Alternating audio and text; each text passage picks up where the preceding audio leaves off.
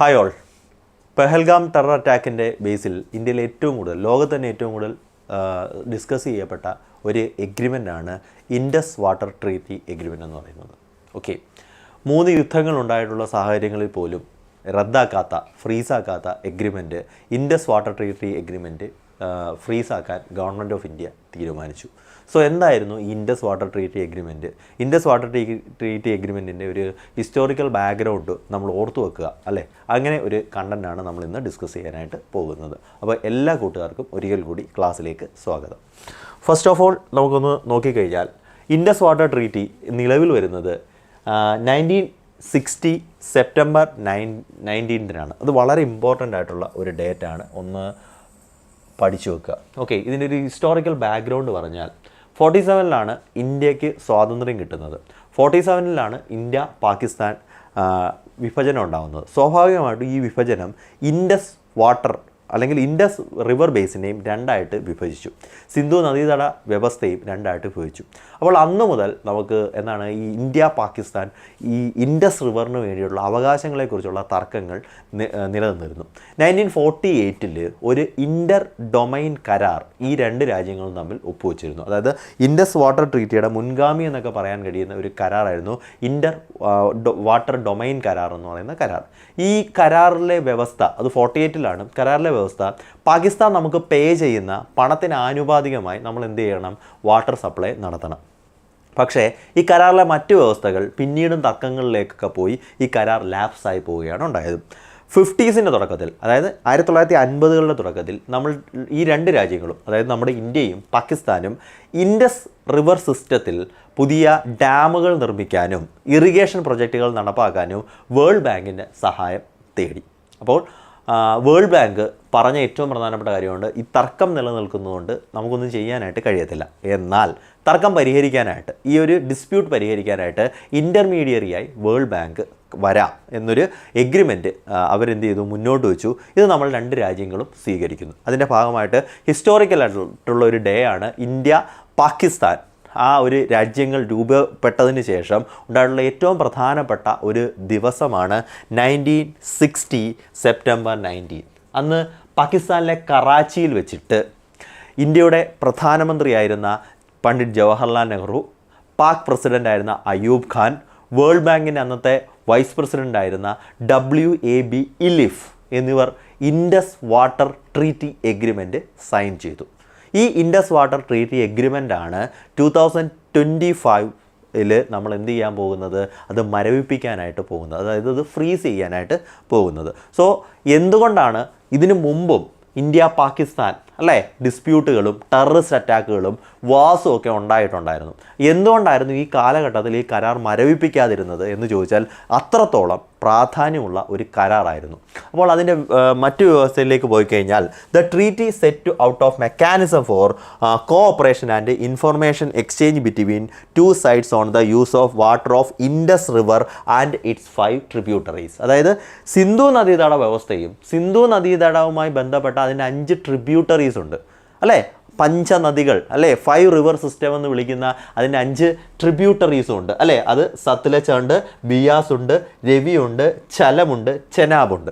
ഈ നദികളുടെ ഇപ്പം 6 നദികളുടെയും വെള്ളം ഏത് രീതിയിൽ കൃത്യമായിട്ട് ഉപയോഗിക്കാം, ഏതൊക്കെ നദിയിലെ വെള്ളം ആർക്കൊക്കെ അവകാശപ്പെട്ടതാണ്, ഈ വെള്ളം ഏതൊക്കെ കാര്യങ്ങൾക്ക് ഉപയോഗിക്കാം എന്നൊക്കെയാണ് ഈ ഒരു ഇൻഡസ് വാട്ടർ ട്രീറ്റി എഗ്രിമെൻറ്റിൽ 65 ഇയേഴ്സിന് മുമ്പ് 65 വർഷങ്ങൾക്ക് മുമ്പ് സൈൻ ചെയ്ത ഈ ഒരു എഗ്രിമെൻറ്റിനകത്ത് പറയുന്നത്. ഓക്കെ, ഈ ഒരു എഗ്രിമെൻ്റ് പ്രകാരം 3 western rivers namely Indus, Chenab and Jhelum allotted to Pakistan. Okay, ആകപ്പാടെ 6 നദികളാണുള്ളത്. ഈ 6 നദികളിൽ ഇൻഡസ്, ചെനാബ്, ചലം ഈ നദികളുടെ നിയന്ത്രണം ആർക്ക് വിട്ടുകൊടുത്തു? പാകിസ്ഥാന് വിട്ടുകൊടുത്തു. For unrestricted use barring certain non consumptive agriculture and domestic use by India and the 3 eastern river namely Ravi, Beas and Sutlej were allocated to India. ഏറ്റവും പ്രധാനപ്പെട്ട ചോദ്യമാണ് ഇൻഡസ് റിവർ സിസ്റ്റം പ്രകാരം ഏതൊക്കെ നദികളുടെ അധികാരങ്ങൾ ഏതൊക്കെ രാജ്യങ്ങൾക്കുണ്ട്? വെസ്റ്റേൺ റിവേഴ്സ് ആയിട്ടുള്ള ഇൻഡസ്, ചെനാബ്, ചലം ഈ നദികളുടെ നിയന്ത്രണമാണ് പാകിസ്ഥാനുള്ളത്. അവിടെ അൺറെസ്ട്രിക്റ്റഡ് ആയിട്ട് അവർക്ക് എന്ത് ചെയ്യാം? യൂസ് ചെയ്യാം. പക്ഷേ എന്നാൽ ചില റെസ്ട്രിക്ഷൻസ് ഉണ്ട്. അതായത് നോൺ പ്രൊഡക്റ്റീവായിട്ടുള്ള പ്രത്യേകിച്ച് ഗുണങ്ങളൊന്നും ഇല്ലാത്തതോ പ്രകൃതിക്ക് ദോഷമുള്ളതുമായിട്ടുള്ള കാര്യങ്ങളൊന്നും എന്ത് ചെയ്യാൻ പറ്റത്തില്ല, ചെയ്യാനായിട്ട് കഴിയത്തില്ല. അതുപോലെ തന്നെ ഇന്ത്യയിലേക്ക് കിഴക്കൻ നദീ വ്യവസ്ഥ, അതായത് ഈസ്റ്റേൺ റിവേഴ്സ് ആയിട്ടുള്ള രവി, ബിയാസ്, സത്ലജ്, നെയിംലി രവി, ബിയാസ്, സത്ലജ്, ഇവരാണ് ഈ നദികളാണ് വെള്ളമാണ് നമുക്ക് എന്ത് ചെയ്തിട്ടുള്ളത്, അലോട്ട് ചെയ്തിട്ടുള്ളത്. ആസ് എ ഹോൾ ഈ കരാറ് പരിശോധിക്കുമ്പോൾ ഈ ആറ് നദികൾ ഉൾപ്പെടുന്ന ഇൻഡസ് റിവർ സിസ്റ്റത്തിലെ 80% വാട്ടർ പാകിസ്ഥാനാണ് ലഭിക്കുന്നത്. 20% ആണ് ആർക്ക് ലഭിക്കുന്നത്, ഇന്ത്യക്ക് ലഭിക്കുന്നത്. ഓക്കെ, അത് 80%ൻ്റെ ഗുണം പാകിസ്ഥാന് വളരെ വലുതാണ്. കാരണം എന്ന് പറയുന്നത് പാകിസ്ഥാൻ ഇക്കോണമി ഇന്ത്യയുടെ കൂട്ട് തന്നെ ഒരു അഗ്രേറിയൻ ഇക്കോണമിയാണ്. More than 28% of Pakistan GDP were contributed by agriculture and rural employment ജനറേഷനിൽ അഗ്രികൾച്ചറിൻ്റെ പങ്ക് ഏകദേശം 65%-ന് മുകളിലാണ്.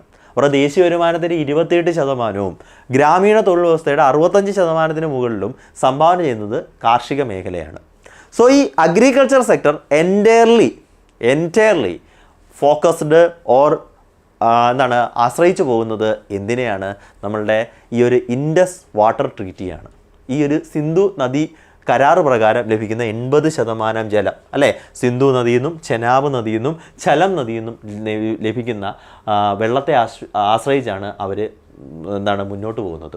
സോ ഈ കരാർ റദ്ദാക്കുന്നതോടുകൂടി അവരുടെ സമ്പത്ത് വ്യവസ്ഥ തകരും എന്നുള്ള കാര്യത്തിൽ നമുക്ക് യാതൊരു വിധമായിട്ടുള്ള സംശയം ഉണ്ടായിരുന്നില്ല. അപ്പം ഒരു യുദ്ധം ഉണ്ടാകുന്നതിനേക്കാൾ, അല്ലേ, പെഹൽഗാം ടെററിസ്റ്റ് അറ്റാക്കിൻ്റെ പേരിൽ ഇന്ത്യ പാകിസ്ഥാൻ ഒരു വാറിലേക്ക് പോകുമ്പോൾ, ആർമി വാറിലേക്ക് പോകുന്നതിനേക്കാൾ വലിയ തിരിച്ചടിയാണ് നദീ വ്യവസ്ഥയിലെ ഈ കരാർ റദ്ദാക്കുന്നതിലൂടെ സംഭവിക്കുന്നത്. ഓൾറെഡി തന്നെ പാകിസ്ഥാൻ ഇക്കോണമി സിസ്റ്റം വളരെ വലിയ